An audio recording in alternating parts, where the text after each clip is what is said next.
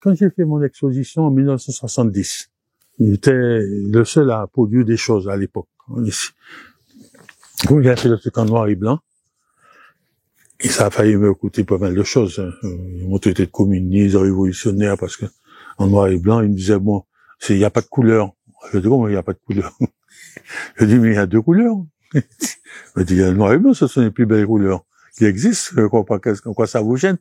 Comme ils arrivent de voir des natures mortes, des paysages, des couchers de soleil au Carbet, et toi, des trucs comme ça, et des oiseaux, des hibiscus, toi, moi, je dis, on va venir pour faire ça.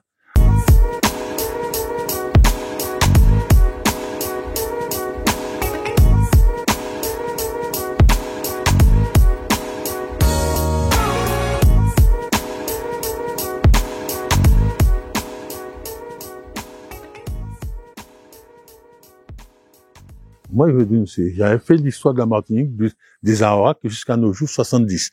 Donc, une fois que j'ai fait ça, je suis parti en France me marier. En France, à la ville d'Avray. Ce sont mes professeurs qui m'ont marié, c'est entre nous. Et donc, je pars me marier. Et au mariage, j'amène des photos de l'expo. Et je réunis les jeunes étudiants en art plastique.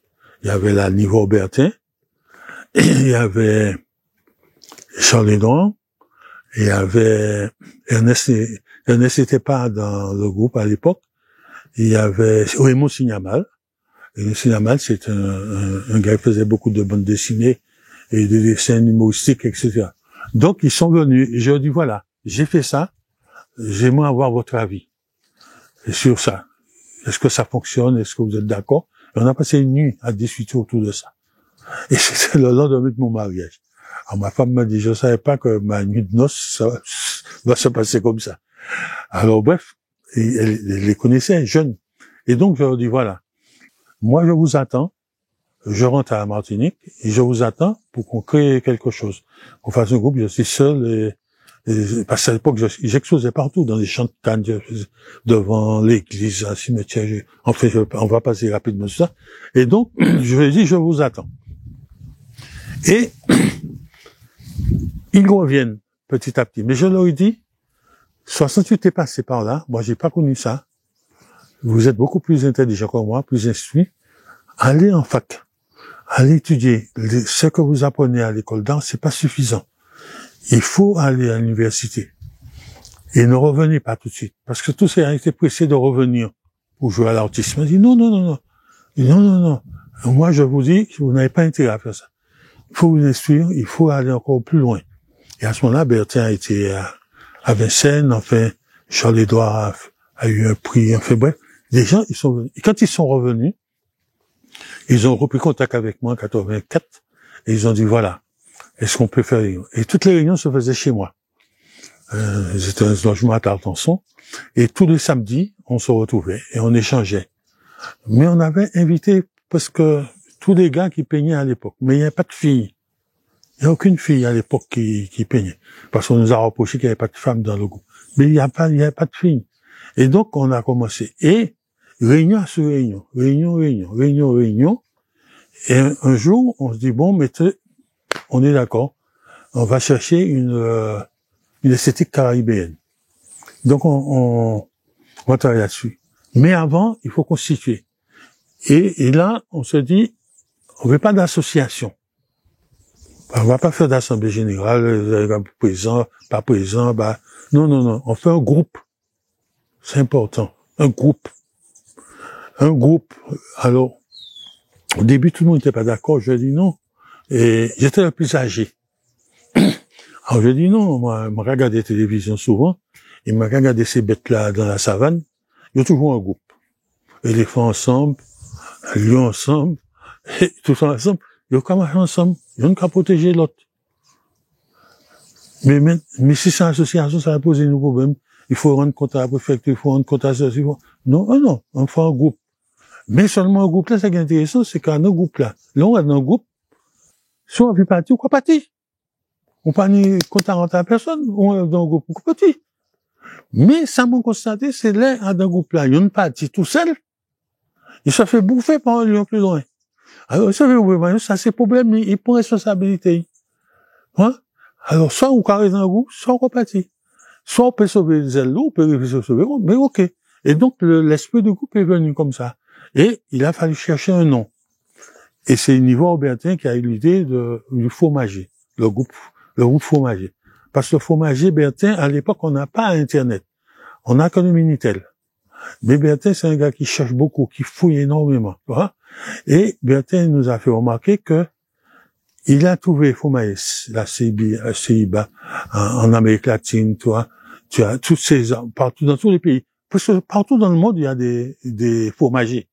Hein? Et même chez les Inuits, toi, tu as des fromagers. Mais le problème, c'est que le seul endroit où on a remarqué qu'on n'a pas peur on avait peur du fromager, c'était en Martinique. En Guadeloupe, on vénère. Hein? Et on avait peur du fromager. Il dit, nous, et nous, ni piquant l'œil, et c'est revenu, piquant l'œil, nous, fait autant.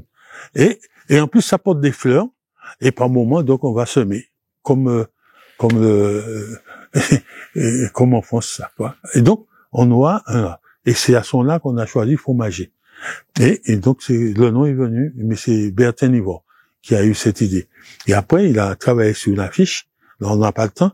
Moi, il a eu un dessin à moi qui ressemblait, et à partir de mon dessin, il a créé l'affiche du groupe fromager.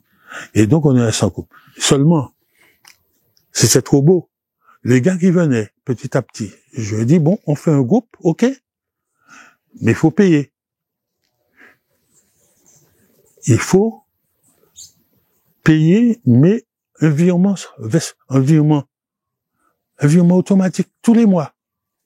Alors, c'est une des bouts qui dit, ah non, pas d'accord, et puis ça, mon cas payer le mollet, mon cas payer non, nous pas payer. Et à force, ça s'éclaircissait petit à petit, on se retrouvait à 5.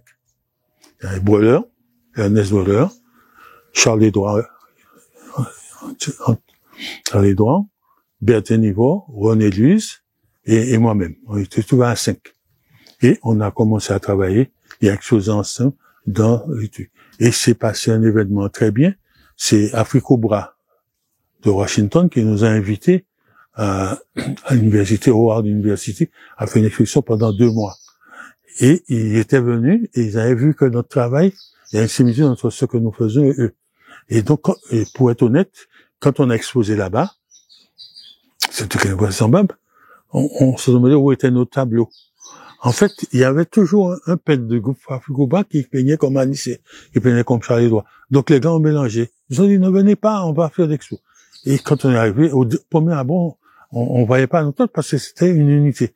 Et Jeff Donaldson, qui était le patron du groupe Africobra, nous a dit, c'est pourquoi on a voulu que vous veniez exposer. Et donc, c'est un moment clé pour nous, avec Africobra. Et donc, il faut magie à continuer. Jusqu'au jour où Ernest Breuler a décidé de laisser le groupe. Mais c'était bien. C'était bien. C'est des meilleurs plasticiens.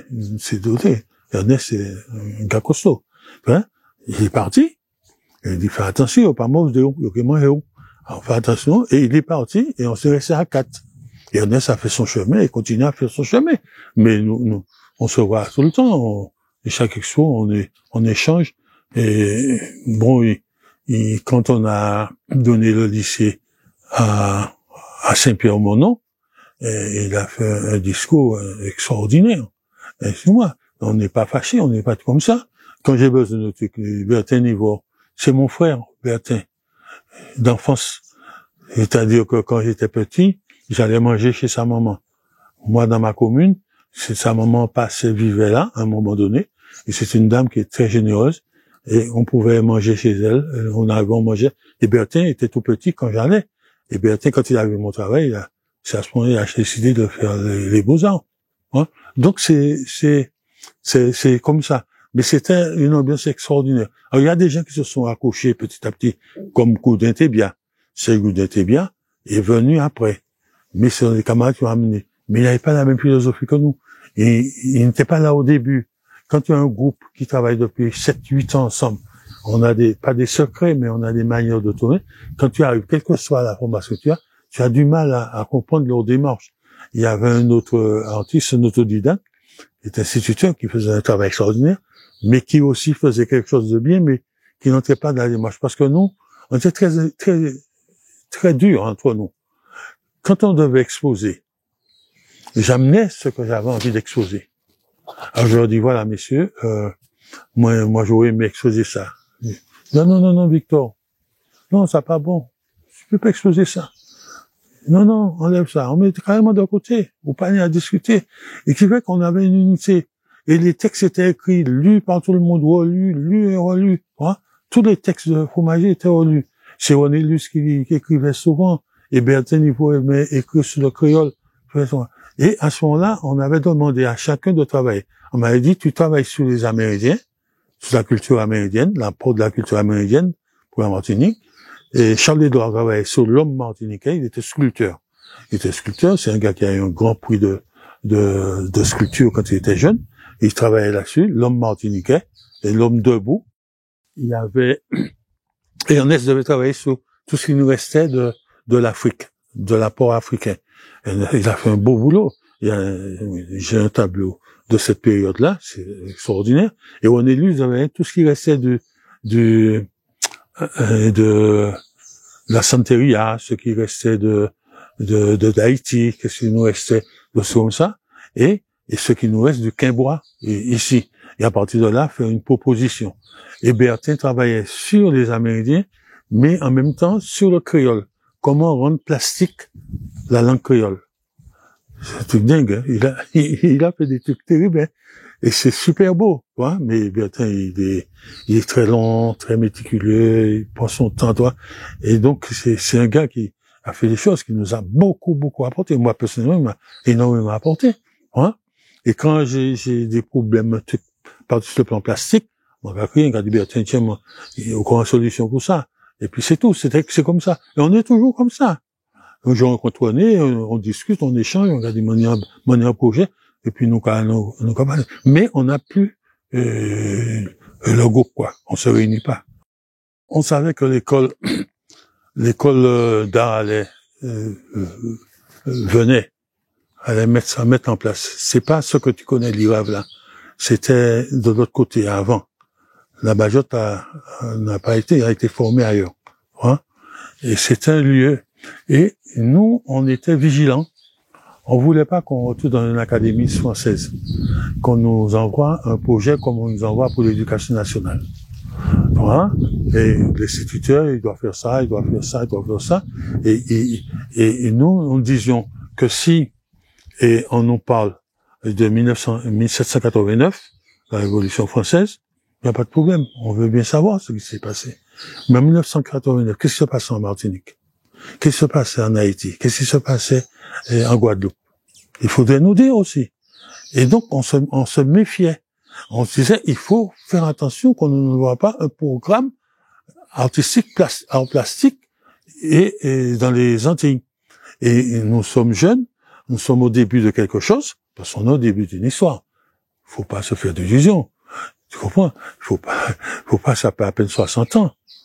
Quoi? Qu'on pratique. Faut que nous, c'est des boucs extraordinaires pour aller gommer, puis des boucs qui ont 2-3 000 ans de civilisation.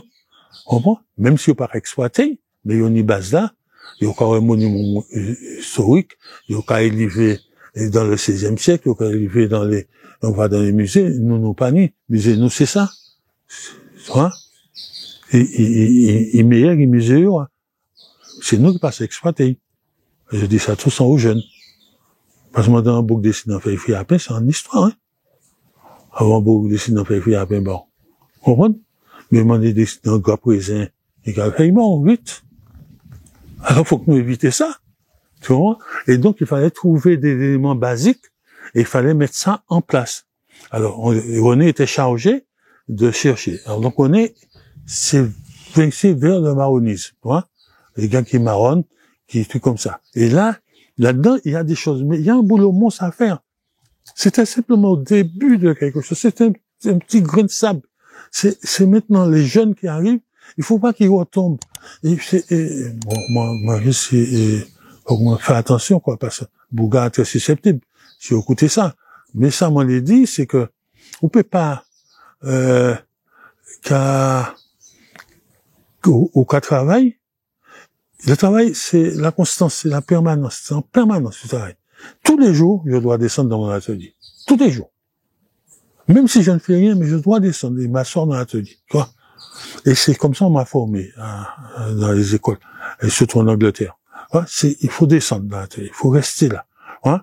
Il faut pas brusquement dire, ah, il y a une exposition, ça en fait. Ah, on va le travail. Il faut, on va préparer, quoi. Non, c'est pas possible. C'est tous les jours que tu produis. C'est comme les profs m'expliquent, pendant tous les jours, tu travailles à Nice. Et à la fin du mois, s'il y a 30 jours dans le mois, tu as 30 pièces. Ça veut dire que tu as 30 pièces. Mais ça veut pas dire que c'est 30 chefs-d'œuvre, 30 pièces extraordinaires. Ça veut dire que pendant cette pièce, tu peux casser 20 ou 22. Creuse ça, reprends ta terre, reproduis autre chose. Mais tu peux faire sélection. Et quand tu vas, le feu va faire le résultat, parce que ce qui n'est pas bon, le feu va le péter. Et tu vas retrouver avec 2 pièces. Hein? Et après, tu peux avoir une... Alors, ce que je veux dire par là, c'est que quand les gars travaillent comme ça, il ne faut pas me dire, je vais regarder ce qui se vend en ce moment à Düsseldorf.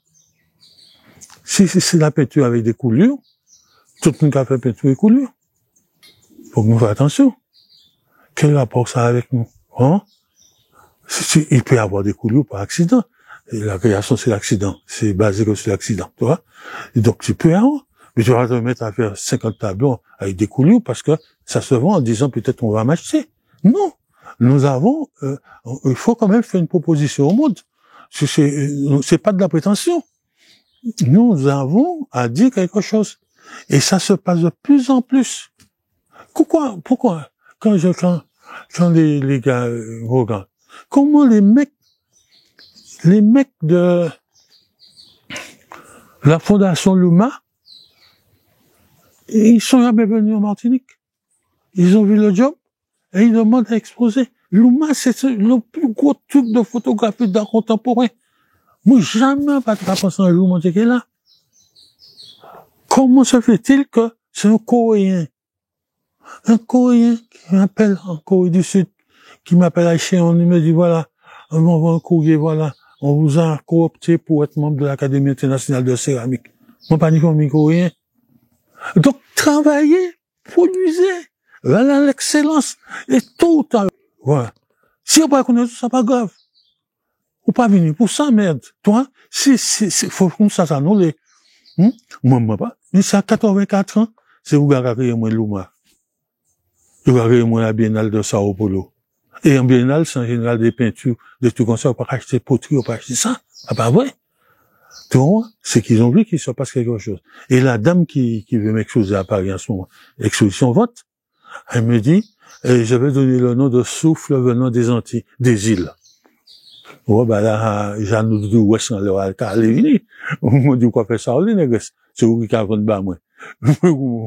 Si on m'a dit, mais la lisée venant à la rigueur, on va dire, le souffle venant des Antilles, des îles.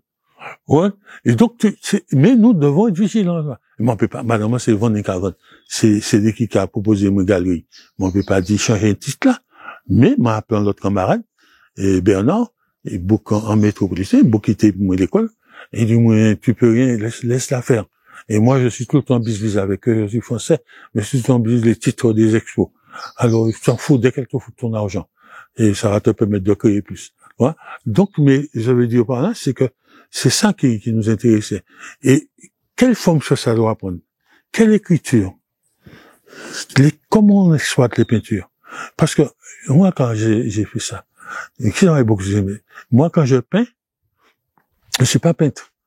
Mais quand je ne peux pas tout dire avec l'argile, je peins. Je ne peux pas tout dire, je sculpte aussi. J'ai appris tout ça. Et la formation est générale. Mais moi, c'est plutôt la céramique qui m'intéresse. Les vitraux. J'allais en stage à l'école, dans l'école même. Il y avait un atelier. Le maintenir temps libre. Hop, mon gars, il perd Thomas. Thomas dit, mais tu vas passer. Et pourquoi tu viens pas dans mon atelier? Mais non, mais c'est la céramique.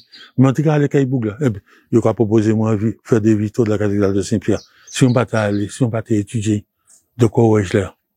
Hein? Donc, il faut que les gars s'accomplissent, qu'on comprenne et qu'on voit à peu près tout ce qu'ils font. Et puis nous, moi, je travaille avec des teintures naturelles. Hein? Les teintures sont dans la nature. Tu vas chercher des mapous, tu laisses, moi j'ai une formation de physico-chimiste. Hein?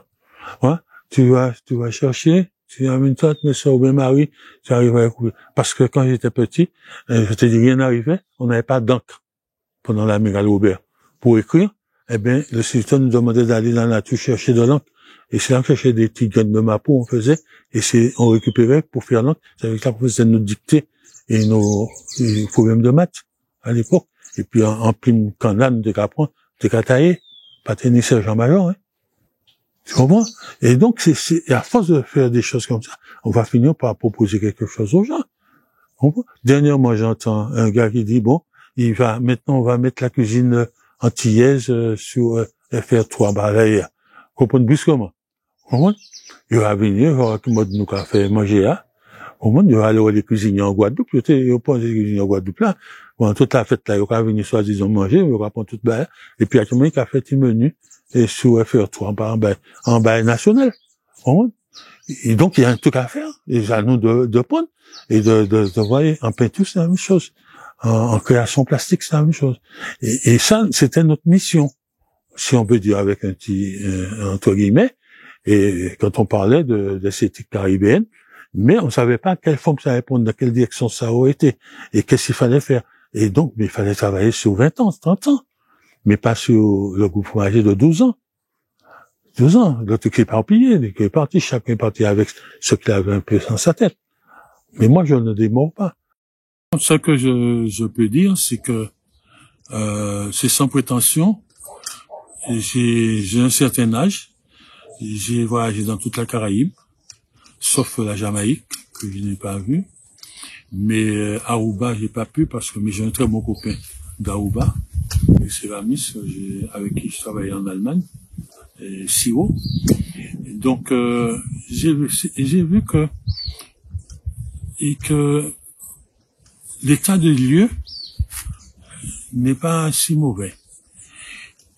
Seulement, il faudrait qu'on développe les langues un peu plus, parce que j'étais handicapé par ça, pour moi, ce qui me concerne. Et puis, je me suis dit que, à force de tourner, surtout en Haïti, j'ai vu des choses extraordinaires en Haïti, mais c'était dans les années 76, à l'époque avec Tiga, Fuido, Labuchin, des mecs, des écrivains de l'époque, et Philoctète et tout ça. Je pense c'est sans prétention, qu'on est le centre. On n'est pas dans la périphérie. On est au centre. Ça va se passer là, ici. Et dans la Caraïbe. Dans le bassin Caraïbe, il va se passer beaucoup de choses à venir.